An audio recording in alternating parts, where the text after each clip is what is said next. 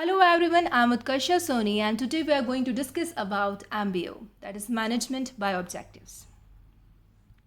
So what is MBO?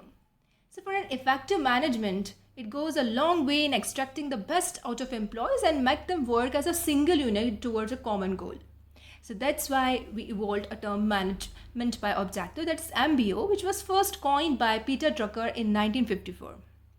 So basically, it's a very systematic approach which allows management to primarily focus on the goals and to attain the best possible result from the given resources.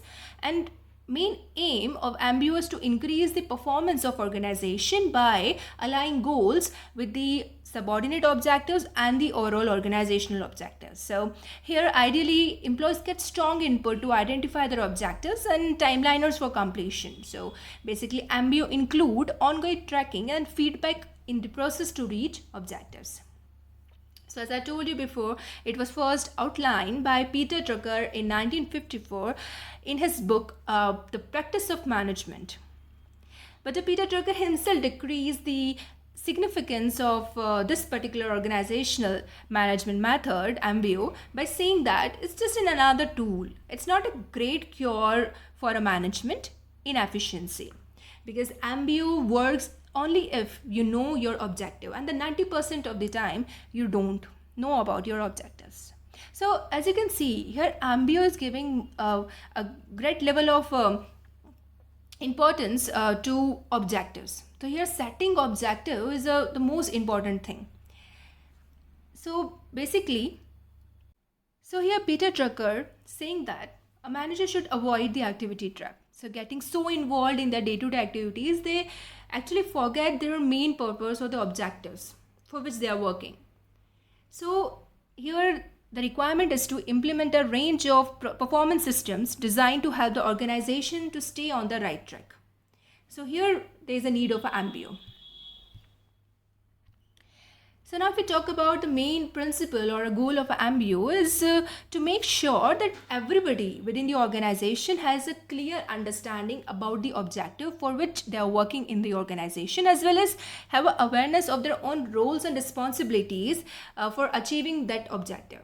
So the complete MBO system is to get managers and the employees acting to implement and achieve their plans, which automatically achieve those of the organization. So here basically when we talk about MBO, so it's till now we discussed that it's talk about setting of the objective in the organization so that we can give a real sense of direction to the employees. Apart from that, it's a process of setting goals for the employees so that they can know what they're supposed to do at the workplace, and also defining the roles and responsibility for the employees so that they can chalk out their future course of action in the organization. So basically what happening here the MBO is guiding the employees to deliver their best level and achieve the target within this stipulated time frame. So now why we require MBO? So that it can help the employees to understand their duties at the workplace, as we discussed before. Also to know their KRA. So KRA are designed for each employee as per their interest, specialization and educational qualification. And employees are clear as to what is expected out of them. So here management by objective process basically leading to satisfy the employees. It also avoid the job mismatch and unnecessary confusions later on, because you are so much clear about your roles and you're performing that. So here employees in their own way contribute to the achievement of the goal and objectives of the organization.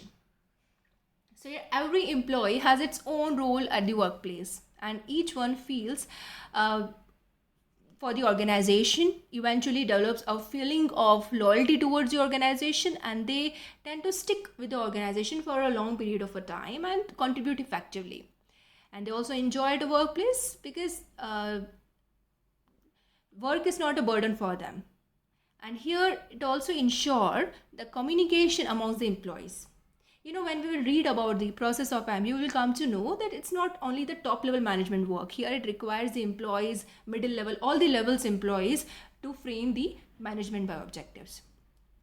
So it also lead to well-defined hierarchy at the workplace. It ensures the transparency at all levels. A supervisor of an organization would never directly interact with managing director in case of queries. He should first meet his reporting boss, who would then pass the message to the senior, and so on. So everyone has a clear position in the organization and they know where they need to go if they have a problem. So the MBO process basically leads to a highly motivated and committed employees. So it sets a benchmark for every employee. Here the superiors get the targets for each of the team members, and then each employee start working on that specific targets. So now let's start with the process.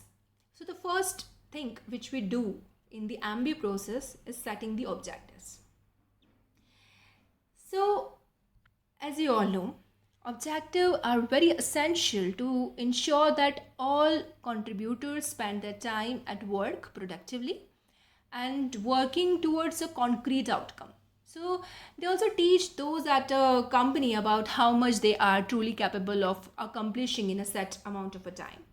So if quarterly goals end up being too easy, so they can be adjusted to be more ambitious or vice versa during the review process. So it's important to set a goals that are aspirational, so employees are met with a real challenge. So while setting the objective, we need to take care of all these things, and we recommend that 1 to 3 objectives maximum, not so many objectives, because this really will distract the employees.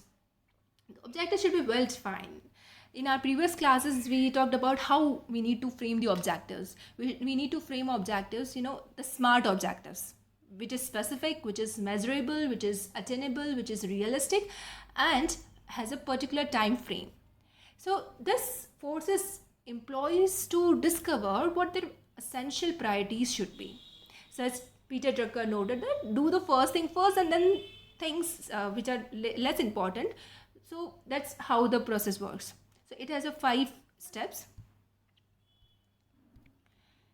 This is a process, as you can see. It has a 5 steps. So first, what we do is setting up the company's objective, which we discussed.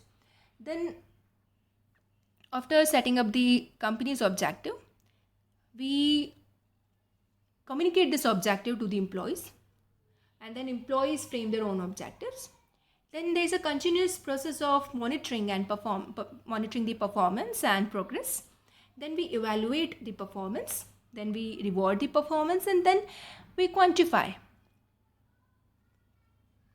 So another rule is to quantify your objective is to provide a clear idea of success, which will be important later in the review process. So rules like this are helpful in guidelines, but not necessarily need to be applied at all the time. So here the top company goals are sometimes non-quantifiable. A company culture, for instance, is a valuable asset and one that deserves to be high priority through difficult, but it's very difficult to quantify. So if you're interested in MBO, you may also be interested in OKRs. So that is objectives and key results, a similar objective setting and the tracking and management process. So now we are talking about the MBA process. So here MBA process we start with by defining the organizational goals or objectives. So goals are critical issues to the organizational effectiveness and they serve a number of purposes. So your organizations can also have several different kind of goals, all of which must be appropriately managed. And a number of different kinds of manager must be involved in setting up the goals. The goals set up by the superiors are preliminary based on the analysis and the judgment as to what can and what should be accomplished by the company within a certain period of a time. Then on the basis of these organizational goals or let's say organizational objectives, we perform the second step, that is defining the employees' objectives. So here, after making sure that employees manager have informed of general objectives, now the strategies and the planning premises need to be framed and the manager can then proceed to work with the employees in setting their own objectives, because it really become very easy.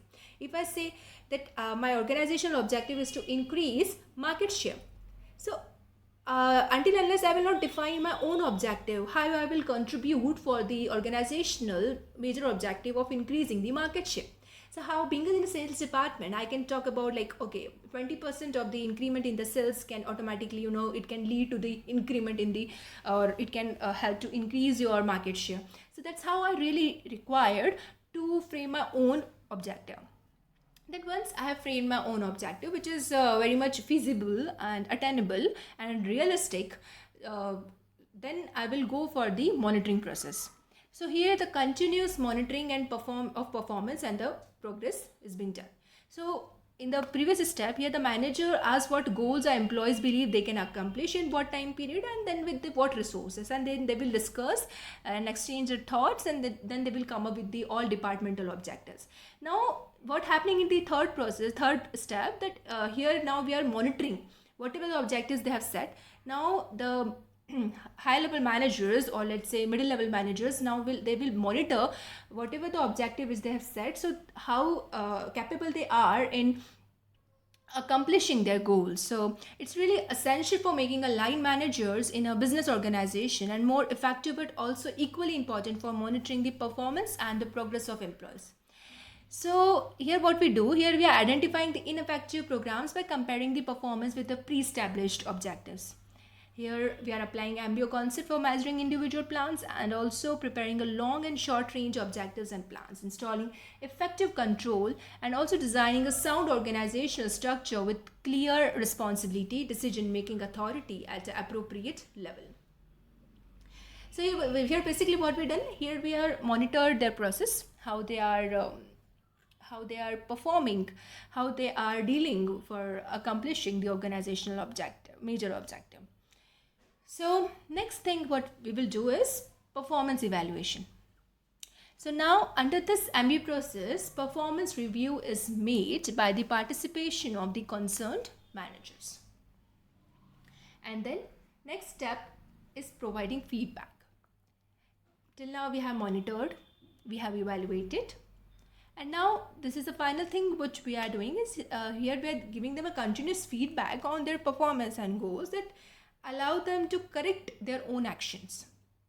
So this continuous feedback is supplemented by periodic formal appraisal meetings in which supervisor and subordinates, they can review the progress towards goal, and then they can also lead to the further feedback.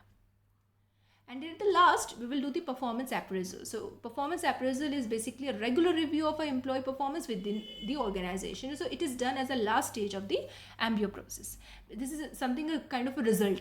Till now you're taught how you need to work. First of all, you discussed about the exam. Then you have taught how you need to, clear the exam. Then you start monitoring how students are performing. And then at the last, you are evaluating and then giving them the result. So that's how the performance appraisal process goes on. So it's basically the result day. So that's how the AMBIO process goes on. Here you first set the objectives, then you define employees objective, then you do the continuous monitoring, then you evaluate, and then you provide the feedback, and then at last performance appraisal. So this is actually time where you do the promotion, demotion, and transfer, and etc. So basically this is a result day. Well, this AMBIO process, although it has so many of advantage that it includes employees at all the levels and the participation increases, but at the same moment it has certain limitations which I am going to discuss right now. So certain limitations are like, it sometimes ignores the prevailing culture and working condition. So it sometimes ignores the prevailing culture and working condition of the organization, and more emphasis is being laid on a targets and objective. The AMBIO process sometimes do not treat individual as treat individual as a mere machines, and employees are just expected to perform and meet the deadline. So sometimes it's really become like a robotic process, because here you're just being decided what you have to do and you're performing that. So AMBIO process also increase the comparison between the individuals in the workplace, because employees tend to depend on honesty politics and other unproductive tasks to outshine their fellow workers. So here employees do only what their supervisors ask them to do, and their work lacks the innovation and creativity, and sometimes it becomes monotonous. So if you talk about the advantage, so your MBA programs continuously emphasize what should be done on organization to achieve organizational goals. And as I told you, it secures the employee's commitment to attaining organizational goals. So just for you, I have framed some of the MBO examples, that how we frame the objectives while performing this process and how we measure the company performance. Like, for example, how the MBO process can begin in the organization by setting up the objective. The objectives can be like become the market leader, or achieve cash flow of $5 lakh per month, or 50 lakh per month, and become a member of Fortune 500, or maybe expand sales by 10%, or increase gross margin by 10%, or maybe raise your brand profile by 25%, or maybe promote or hire a new departmental executive, increase win ratio by 10%, or achieve payback period of 1.5 years for a new product. So here you can see in each example, there's some value is being there. So it need to be quantified. The objectives need to be quantified. Now, some are like, if I talk about the marketing MBO example, so like generate 1,000 new marketing qualified leads per month, or earn 40% of overall company revenue from marketing efforts, or increase annual product subscribers by 35%, or increase marketing return on investment by 7.5%, or triple social media following, or maybe like increase the regular weekly website visitors by 45%, or maybe hire 10 media placements. So that's how you can frame your own objectives. So today we discussed about the MBO, which is one of the important process in the performance appraisal, which is really important. Why? Because this is the only process where we involve all the levels of employees and give them the chance to participate in the decision making. So that's all for today. Thank you so much.